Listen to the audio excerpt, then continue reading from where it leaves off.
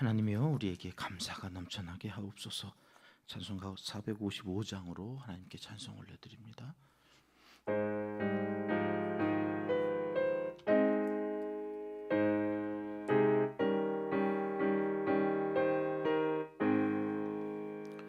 주님의 마음을 본받는 자, 그 마음의 평강이 찾아오면 험악한 세상을 이길 힘이 하늘로부터 임함이로다.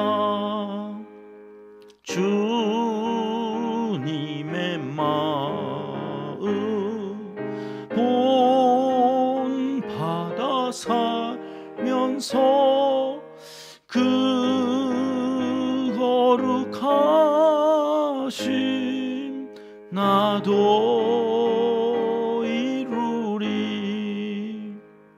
주 모습 내 눈에 안 보이며 그 음성 내 귀에 안 들려도 내 영혼 날마다 주를 만나 신령한 말씀 늘 배우도다. 주님의 마음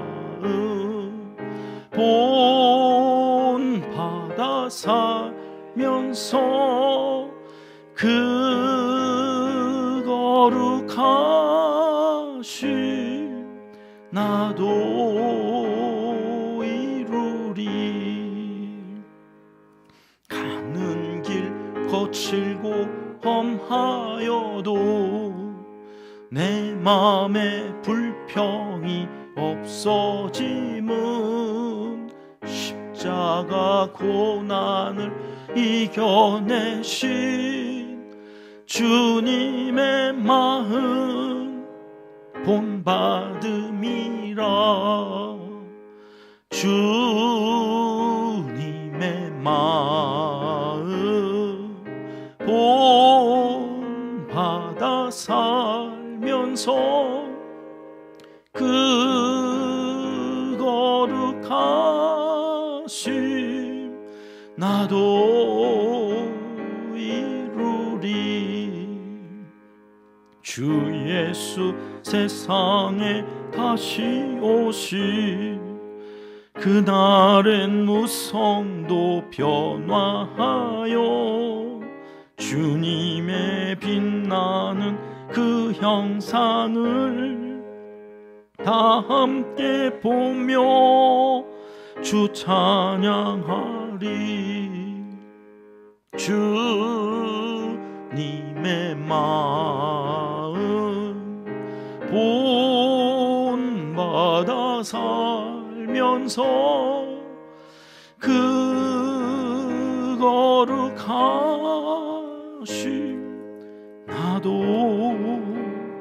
이루리. 아멘. 다니엘 12장 말씀, 이 새벽에 주시는 하나님의 말씀입니다. 1절 우리 함께 읽겠습니다. 그때에 내 민족을 호위하는 큰 군주 미가엘이 일어날 것이요 또 환란이 있으리니 이는 개국 이래로 그때까지 없던 환란일 것이며 그때에 내 백성 중 책에 기록된 모든 자가 구원을 받을 것이라. 아멘. 다니엘서 마지막 장입니다. 1절을 우리 함께 읽었는데요, 다시 보시면 그때라고 하는 그 때가 3번 반복되어지고 있어요. 이 다니엘서는 그때, 우리가 지금 선지서를 쭉 보면서 이 그때가 언제예요? 그 날이라고 하는 날이 언제예요? 누군가에게는 심판의 날이 되고 누군가에게는 구원의 날이 되어지는 종말의 때. 이 다니엘은 12장밖에 안 되는데 왜 대선지서로 구분된다고 그랬어요? 그 포함되어져 있는 크기가 예레미야보다도 에스겔, 이사야서보다도 더 방대해. 이 지구의 종말의 때, 예수님이 재림하실 그때까지 이야기를 환상으로 보여주신 이야기가 다니엘서였구나. 그래서 대선지서, 양은 별로 안 되는데 그 안에 담겨져 있는 게 그렇게 크구나 하는 영적인 의미로 대선지서로 구분되어져 있다. 그렇게 여러분들이 이해하시고, 여러분이 그때 환란이 일어나고 그때 하나님의 백성들을 위해서 미가엘 천사장이 또 일어나고, 이게 개국 이래 이렇게까지 환란이 없었던 그 때가 오면 우리는 뭘 알아야 되는 거예요?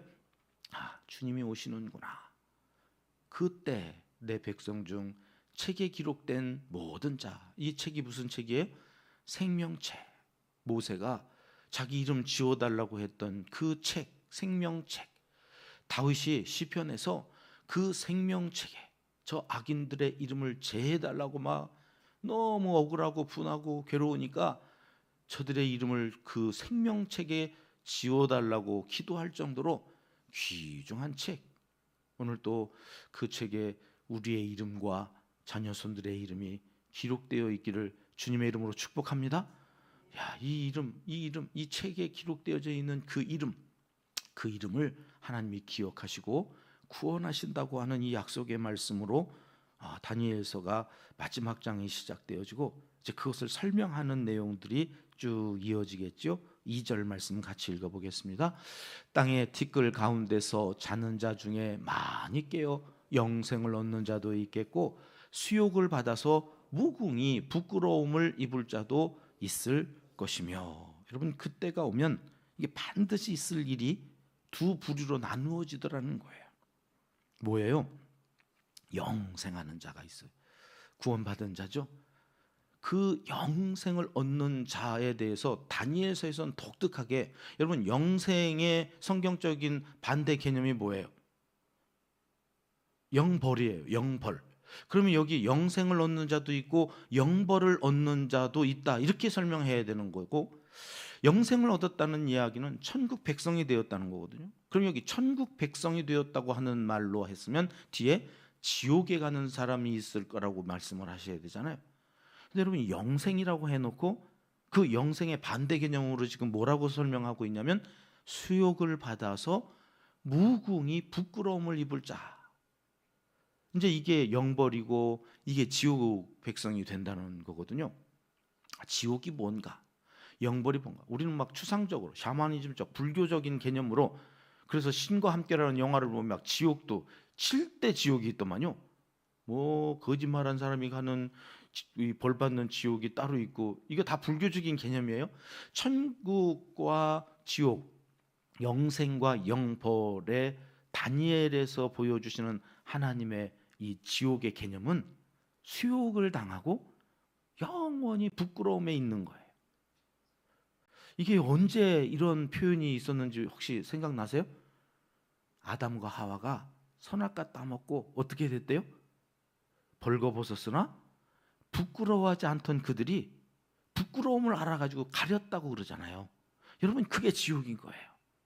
하나님과 단절되고 그 하나님과 거리가 멀어지면서 인간은 두려움에 빠지는데, 심리학자들이 최근에 뇌 과학이 발달되면서 그 두려움의 제일 밑에는 어떤 심리가 있는지를 밝혀냈는데 그게 수치심이었어요.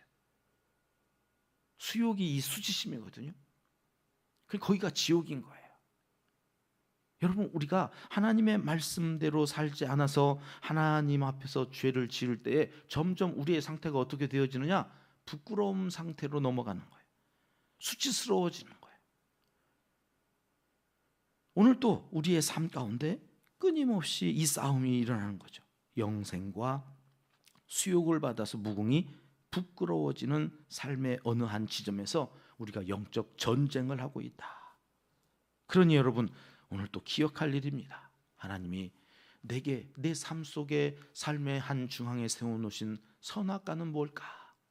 그건 따먹지 말라고 하셨는데 마귀는 와서 아니야, 너 하나님처럼 될 수 있어서 하나님이 그거 먹지 말라고 그런 거야. 안 주고 먹어. 이 싸움이 오늘 또 끊임없이 우리 삶 가운데 있어진다. 그리고 3절 말씀으로 이어지는 거예요. 같이 읽을게요. 지혜 있는 자는 궁창의 빛과 같이 빛날 것이요 많은 사람을 옳은 대로 돌아오게 하는 자는 별과 같이 영원토록 비치리라. 여러분, 하나님께서 시대마다 곳곳마다 이 지혜 있는 자를 세우세요. 그 지혜 있는 자에게 궁창의 빛과 같이 빛이 나게 하셔서 그 빛을 보고 그로 인해서 많은 사람들이 이제 옳은 대로 돌아오게 되어지는데, 그게 영생할 자들이 되는 거고 그게 구원받은 자들이 되는 거예요. 부끄러움에 있지 아니하고 하나님 앞에 다시 그 형상을 회복하는 자리로 나아가게 되어지는 이 놀라운 역사를 이루어갈 그 사람들은 하나님이 별과 같이 영원토록 비추게 하시겠다. 여러분, 그래서 다니엘에서는 보니까 결국 1장부터 11장까지가 누가 지혜 있는 자고 누가 많은 사람을 옳은 대로 들여오게 한 사람인지를 설명해 주는 책이었어요. 그래서 요시야 왕 때 종교개혁이 일어났잖아요. 율법책을 발견해요. 성전 수리하다가 율법책을 발견하고 요시야 왕 때 종교개혁이 일어났던 그 시절에 부모가 된 사람들이 다니엘을 낳은 거예요. 다니엘의 세 친구들을 낳아서 자기들이 율법책으로 공부한 그것을 자녀들에게 가르친 거예요. 그게 다니엘이에요. 그게 다니엘의 세 친구. 그들이 나라가 망해서 바벨론으로 잡혀가가지고 저 지혜로운 자로 살았다는 거예요. 어떻게 살았다고 말씀하시느냐? 1장 볼게요. 1장은 뜻을 정하는 사람이 지혜 있는 자라는 거예요. 나는 사람의 종으로 살지 않겠습니다. 하나님의 뜻으로. 그래서 왕이 바뀌어요. 심지어 나라가 바뀌었어요. 그런데도 그 자리를 지킬 수 있었던 것은 다니엘은 사람에게 충성하지 않았다는 거예요. 나라, 그게 이스라엘인지 바벨론인지 메대인지 바산지 아무 상관없어요. 왜요? 하나님이 날 여기에 두신 거지. 제가 최근에 가장 통탄한 일이요, 뉴스에 나와요. 기독교 개통의 방송에 나와요. 신문에 막 어마어마하게 써놔요. 한 정신 나간 교회에서 목사 은퇴했다고 장로님들이 다 은퇴를 했다는 거예요. 그것도 잘한 거라고. 왜 그랬대요? 새로운 목사한테 힘쓸어 준다고 새로운 목사하고 장로들 같이 그 교회 뜻 맞춰서 하라고 기존에 있는 장로들은 다 은퇴했다는 거예요. 아직 70도 안 됐는데. 그거를 좋은 일이라고 또 방송에서, 와, 이런 교회가 있다고 막. 야, 어쩌다가 한국교회가 이 모양, 이 짓거리를, 그걸 또 잘한다고 방송에 내보내고. 아니, 하나님이 세워놓으신 질서에 따라서 은퇴하는 거죠. 그럼 같이 다 나가야 돼요? 누구의 종이에요 도대체? 하나님이 세워놓으신 질서에 따라서 나도 죽도록 하나님 앞에서 하는 거죠. 하나님 앞에서. 다니엘이 나는 이스라엘의 왕이 아니면 충성하지 않겠습니다. 그리고 바벨론에 가서 총리 안 하면, 네가 그 총리에 있으면서 유대의 백성들을 지켜내. 에스더처럼 하만이 다 죽이려고 하는 그 자리에서 누구 하나는 그 자리에서 아하수에로 왕을 설득하는 한 사람이 필요해서 그 시절에는 다니엘을 쓰시려고. 이 왕이 죽고 저 왕이 와도 너는 그 자리 지켜라. 그래야 유대 민족이 산다. 그래서 70년 동안 거기에서 훈련받고 새 예루살렘을 세워야 되는데, 나는 이 왕 아니면 안 되겠습니다. 그리고 사표 내고 죽여주십시오. 그리고 죽으면, 물론 유대는 또 다른 사람을 하나님이 세우셔서 하시겠죠. 근데 다니엘에게 주신 사명은 누가 하냐고요. 누가? 사람에게 충성하는 게 아니에요. 교회는 하나님, 그 말씀, 사람을 보고 거기에서 내게 맡겨주신 사명이 무엇인지 뜻을 정하면 망하는 거예요. 다니엘은 뜻을 정해요. 난 사람의 종이 아닙니다. 하나님 말씀, 그 말씀으로. 그렇게 세워진 자들이 바벨론에 가서 뜻을 정했다는 거예요. 그가 지혜자가 되어서 하나님의 뜻을 세워가요 하늘의 별처럼 빛나는 사람으로 가는데, 2장으로 나오면 느부갓네살의 꿈을 알아맞추고 그리고 해석을 하고, 20절 말씀해 보니까 그건 내가 한 게 아닙니다. 지혜와 권능이 누구에게 있다고요? 하나님, 그분에게 있습니다. 그리고 하나님을 나타내요. 사람은 사라져야 돼요. 하나님이 드러나야 돼요. 느부갓네살이 그래서 다니엘의 하나님에게 주목하는 거죠. 그가 하나님께로 돌아오게 되어지는 과정에 뜻을 정한 지혜로운 자가 있었다. 그래서 지혜의 진짜 주인이 하나님이심을 나타내는 자가 지혜 있는 자다. 2장에서 말씀하고 3장으로 넘어오면 하나님을 신뢰하는 사람들이 나와요. 불뭇불 던지십시오. 하나님이 나를 구원하실 것입니다. 그러나 그리하지 아니하실지라도 나는 하나님을 신뢰합니다. 우상을 섬기지 않겠습니다. 그가 지혜 있는 자라고 가르쳐 주시고 4장으로 넘어와요. 그랬더니 느부갓네살이 하나님을 지극히 높으신 하나님으로 고백을 하면서 저가 역사의 현장에서 사라져가요. 그리고 온 백성들에게 그 하나님을 조소를 내려서 하나님이 진짜 하나님이다. 많은 사람들을 옳은 대로 돌아오게 하는 한 사람을 통해서 이방 왕이 하나님을 고백하게 한다. 그리고 5장으로 넘으면 메네메네 데겔 우바르신 주권이 하나님께 있음을 알고 그 끝을 겸손히 준비하는 자가 지혜 있는 자인 것을 가르쳐 주세요. 6장으로 와요. 죽기를 각오하고 기도하는 사람을 형통케 하시는 하나님을 믿고, 그리고 거기에서 기도하면서 사자굴에 들어갈 줄을 알면서 기도하는 사람이 지혜로운 자다 하는 것을 가르쳐 주시고, 7장으로 넘어오면 미래에 대한 환상을 보면서 번민을 해요. 그러나 거기서 더 기도하는 자가 돼요. 내가 번민이 생기고 걱정 근심이 쌓일 때마다 더 기도하는 사람이 지혜로운 자인 것을 가르쳐 주시고, 8장으로 오니까 환상이 더 구체적으로 알아 누울 만큼 더 자세한 환상을 보는데 지혜로운 자는 피하지 않더라는 거예요. 마음에 간직하고 그 환상이 언제 이루어질지 하나님의 참된 뜻을 전하는 자가 지혜로운 자인 것을 보여주시고, 9장에 와서는 다니엘이 사자굴에 들어가면서까지 기도한 이유를 가르쳐 주시는 거죠.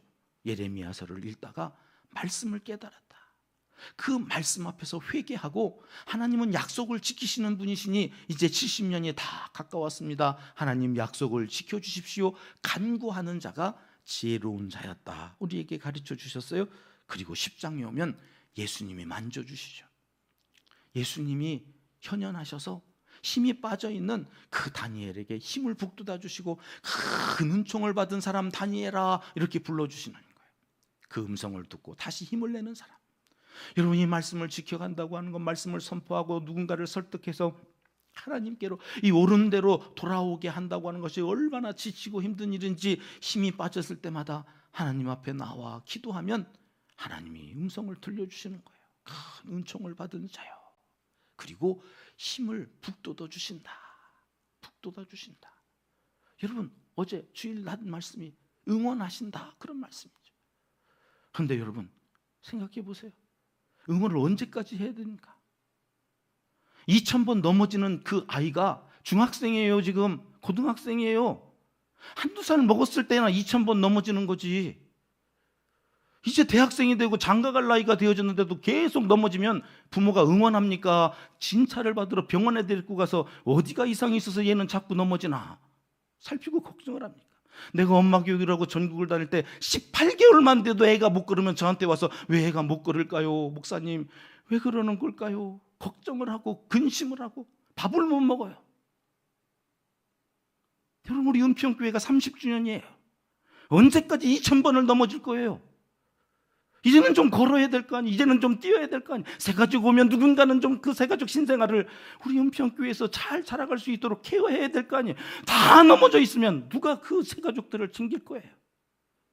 부모는 밥을 못 먹는 거예요. 밥을. 부모라면 옆집 아저씨니까 응원하고 가, 괜찮아요, 곧 넘어지지 않고 걸을 거예요, 그러고 가지만 부모는 그럴 수가 없는 거예요. 어떻게 그래요? 부모가 아버지의 마음이 응원할 때 응원하시죠. 걱정스러워서 병원에 가서 진찰을 하고, 왜 우리 애는 못 걸을까? 무릎이 문제인가? 발목이 문제인가? 제가 허리를 다쳐보니까 겨다니더라고요. 아, 허리가 다치면 못 걷는구나. 부목사일 때 신방했더니 초등학교 5학년 아이가 소파에 누워있어요. 아, 이 뇌가 정신 지체가 되면 못 걷더라고요. 한 살처럼 누워서 그 3만 원짜리를 그 엄마가 들어다가 목욕탕에서 시키려니까 너무 힘들어서 목사님 제가 교회를 못 가요. 자녀가 못 걸으면 응원할 때가 있고 진찰을 하고 왜 못 걷지 고쳐줘야 될 때가 있고 가르쳐야 될 때가 있는데 내가 걷는 방법을 안 가르쳤더니 못 걷는구나. 부모가 그걸 그냥 내버려 두면 아동보호법에 의하면 아동학대로 분리를 시켜요. 그런 부모에 대해서는 아이가 도저히 사람 노릇을 할 수 없을 것 같으니 그걸 분리시켜야 된다고 법으로 정해놨어요. 여러분 어쩌면 좋아요. 어쩌면 좋아요.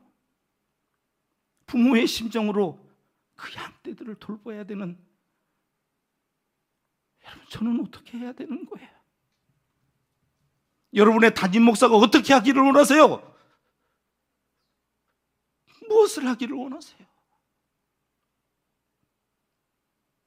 옳은 대로 돌아오게 하는 자, 지혜 있는 자가 되라고 다니엘서를 말씀하시면서 11장에서는 그래서 참된 것, 온전히 이루실 하나님의 주권을 사모하며 그것을 보여주실 만한 그릇으로 자신을 내어드리는 사람이 지혜로운 사람이라.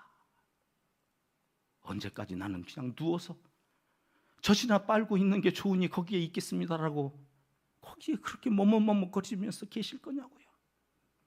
이제는 누군가를 좀 데려와 그래서 함께 하자고 할 때 끌어안고 함께 할 사람들이 필요한데 다 누워서 젖만 달라고 그러면 여러분 어떻게 하면 좋아요? 하나님께서 우리에게 물으시는 거예요. 그리고 4절 말씀입니다. 오늘 본문의 4절은 이렇게 말씀해요. 다니엘아, 이 말을 간수하고 이 글을 봉함하라. 여기 간수하다라는 말이 사탐이라고 하는 말인데요, 우물물의 입구를 덮으라는 얘기예요. 동네 사람들이 다 마셔야 될 그 우물에 먼지가 들어가고 오염물질이 들어가서 그 물을 마실 수 없게 되어지면 안 되니까 잘 덮어서 그 오염되지 않도록 여러분 하나님의 말씀을 하나님의 말씀으로 풀어가야죠. 그래서 그 말씀이 하나님의 말씀이면 잘 관리하고 간수해서 이단이 와가지고 오염시키지 못하도록. 지난주 성경 공부 시작했습니다. 믿음의 대상이 누구인지 삼위일체 하나님을 전하는데 처음 듣는데요, 삼위일체 하나님을 모르고 20년 30년 예수를 믿어요. 그냥 하나님과 상관없이 지 의지, 지 생각, 지 의를 드러내면서 자꾸 교회가 점점 시끄러워지는 거예요. 삼위일체 하나님은 단 한 번도 전능하셔서 자기들끼리 내가 하겠다고 싸우지 않으세요. 합력하세요. 각각의 역할이 있어요. 성부 하나님은 성부 하나님대로, 성자 하나님은 성자 하나님대로 그 역할에 충실하고 각각의 그 자리를 벗어나지 않아요. 선을 넘지 않아요. 그것을 질서의 하나님이라고 그러시거든요. 그 하나님이 내 안에 들어와 있다면 교회는 화합할 수밖에 없어요. 목사는 목사의 자리, 장로는 장로의 자리, 집사는 집사의 자리에서 충성하는 거예요. 근데 자기 생각이 자꾸 들어와서 하나님과 상관없이 예수를 믿어버리면 교회는 자꾸 혼란스러워져요. 그곳에 하나님은 계시지 않아요. 그래서 삼위일체 하나님을 배워야 되고 모여서 훈련받아야 되고, 그것을 가지고 새신자가 오면 우리 교회는 이런 하나님을 믿습니다 가르쳐서 그 하나님 중심으로 하나가 되어지는 교회를 만들어 가야 되는데 말씀을 몰라요.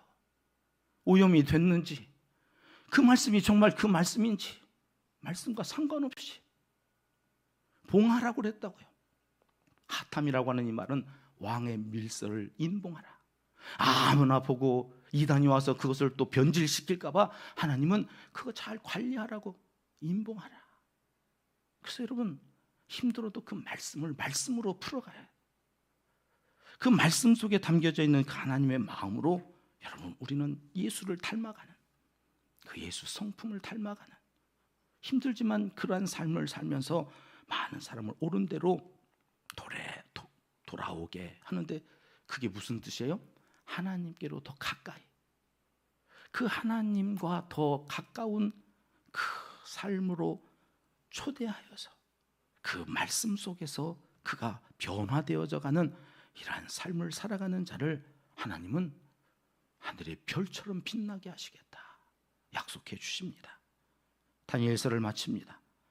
하나님의 주권을 인정하고 말씀대로 살기로 다시 한번 우리가 뜻을 정해야 되는데 자꾸 이것을 흔들어요.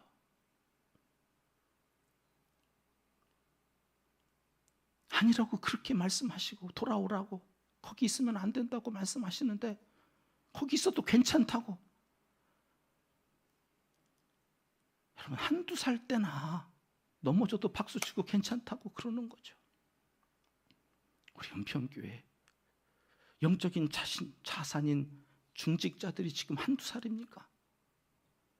그렇게 2000번씩 넘어지고 있어야 될 자리에 계신 분들이십니까? 그래도 괜찮은 겁니까? 그런 영적인 지도자로 보내심을 받은 담임 목사는 거기에서 박수치면서 괜찮다고 이야기하면서 그냥 내버려 둬야 되는 겁니까? 어느 때까지 그렇게 해야 되는 겁니까? 하나님은 아니라고 하시는데, 그렇게 하면 안 된다고 말씀하시는데, 그 말씀을 전하라고 하는 하나님 앞에서 저는 전해야 되는 겁니까? 그저 그냥 침묵하면서 지나가야 되는 겁니까? 여러분 가르쳐 주십시오.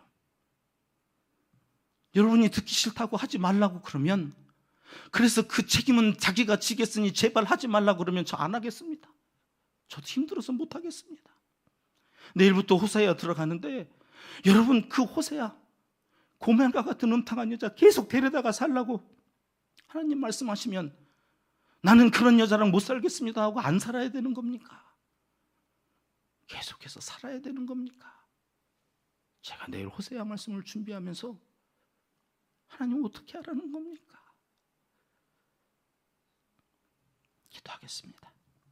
하나님 아버지, 말씀을 듣고 잘 간수하고 봉함하여 진리를 자녀 손들과 이웃 사람들에게 흘려보내는 하늘의 별처럼 빛나는 사람들이 다 되게 하여 주시옵소서. 이제 못한 기도를 주님 가르쳐 주신 기도로 하려오니 하늘에 계신 우리 아버지, 아버지의 이름을 거룩하게 하시며 아버지의 나라가 오게 하시며 아버지의 뜻이 하늘에서와 같이 땅에서도 이루어지게 하소서. 오늘 우리에게 일용할 양식을 주시고 우리가 우리에게 잘못한 사람을 용서하여 준 것 같이 우리 죄를 용서하여 주시고 우리를 시험에 빠지지 않게 하시고 악에서 구하소서. 나라와 권능과 영광이 영원히 아버지의 것입니다. 아멘. 합심해서 기도합니다. 하늘의 별처럼 빛나는 지혜로운 자가 되게 하소서. 우리 교회 첫 번째 비전입니다. 감동과 감격이 넘치는 예배 공동체가 되게 하소서. 나라와 한국 교회의 지도자들, 여러분 오늘은 은평교회 담임 목사만을 위해서 기도해 주시기 바랍니다. 여러분의 담임 목사로 하나님이 보내신 것을 정말 믿는다면, 사람이 뽑고 사람이 보내서 사람이 자기 욕심 채우려고 와서 있는 사람이 아니라면, 여러분의 담임 목사를 위해서 오늘 이 시간만큼은 기도해 주시기 부탁드립니다. 온 성도님들의 일터와 사업장, 생업을 위해서, 선교사님들과 농촌교회, 개척교회, 환우들을 위해서 계속해서 기도하는데요, 함께 기도해 주시기 바랍니다. 기도하겠습니다.